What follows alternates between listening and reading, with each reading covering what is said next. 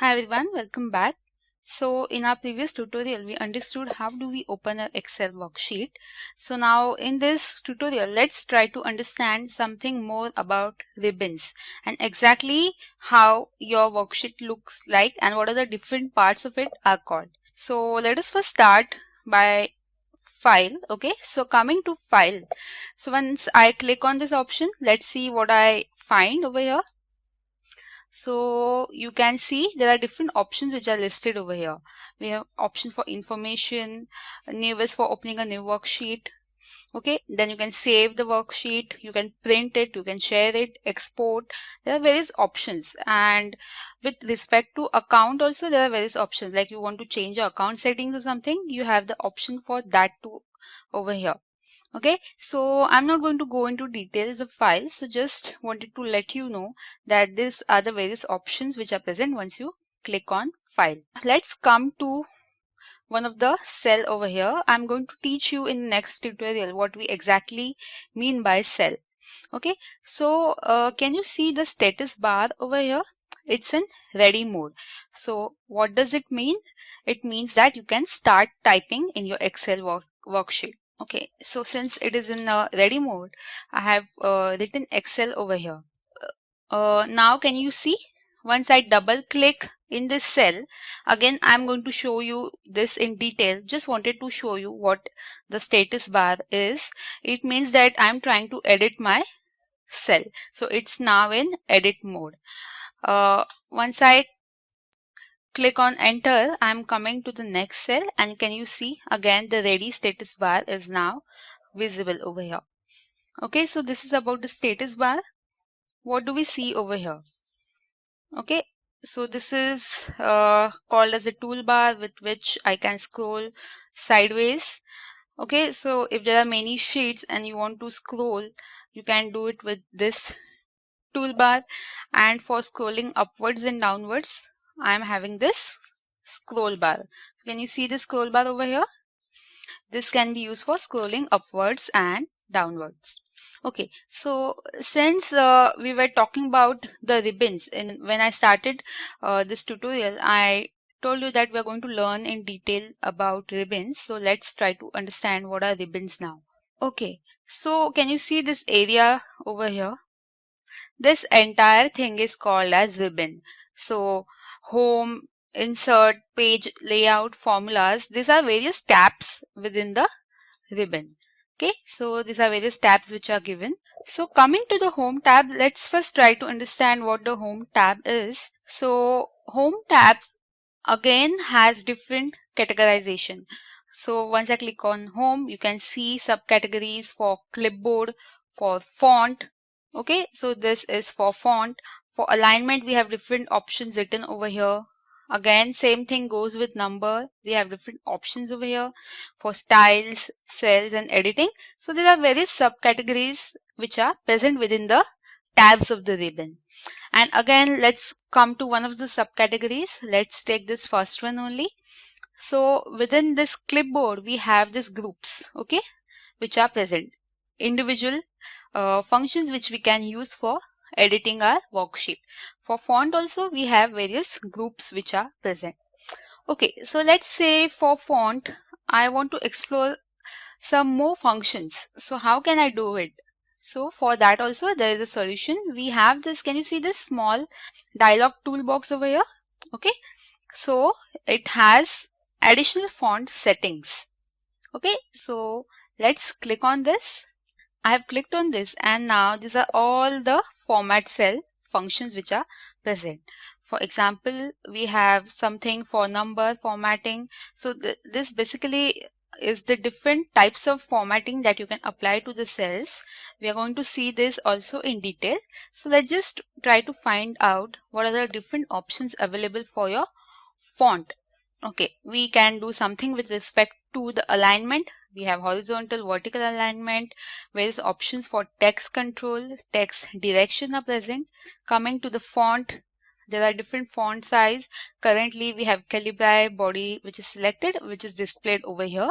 Font size, we have 11 which is selected, which is again displayed over here. Okay, and the font style, whether you need it to be regular, italic, bold, we generally have the regular font style, so it is displayed over here. Again, if you make it italic, bold, or you want to underline it, you can do it from here also. We also have the option for the font color, which again you can change it from here also. So similarly, we have different tabs for formatting the cells. With respect to border, we have option for fill, that is you can fill the cell with different colors, and finally for protection. So each and everything will be dealt with once we start with understanding more the functions about Excel and once we start our case. So just to let you know that this is with respect to font. Okay, let's move forward now. Coming to the insert tab. Now suppose in my Excel sheet I want to insert a picture. So how do I do it? I go to the insert tab and I click on picture. Okay, from wherever I have saved my picture, I can select it from there and I can insert it. Similarly, I can insert table, I can insert pivot tables. Majorly, when we talk about inserting something in Excel, you will always remember about charts and graphs. Okay, so charts and graphs form a very important role of Excel, and we are going to see that in detail also. So you can insert various types of charts and graphs. Okay, let's try to insert something. Let's make use of this function. So I'm trying to insert a shape. Okay, this is the option for inserting shapes. Can you see? Let's try to insert a rectangle from here. I'm selecting this. I just need to click on this. I'm clicking on this. And once I see this plus sign, I will just drag my mouse. So how much big I want the shape to be, I'll drag it to that extent. So you can decrease the size, you can increase the size, you can change the color of this as well. So for that, how will you do it? You will go to the format option. Once I have my shape selected, I'll go to the format option and I'll go to shape fill and I can select any of the shape. Okay, so this is with respect to insert tab that we saw. Coming to the page layout tab. Okay, so now page layout basically deals with how you want your page to look like, whether you want margins, how you want the orientation to be, whether it should be portrait. We currently have it in a portrait mode. You can change it to the landscape mode as well. You have different themes as well over here. And a very important thing that you have over here is grid lines. I'll show you.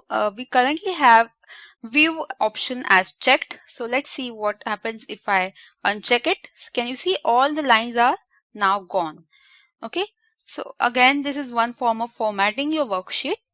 You can see that in some of the future videos as well as in the advanced Excel course, you can view the use of grid lines there. Then yeah, these are other options as well which are present, and as and when you require it, you can come to the specific tabs and use it. Coming to the next tab, we have formulas. Okay, so I'll just delete this shape. We do not require it. Now, when do we use formulas?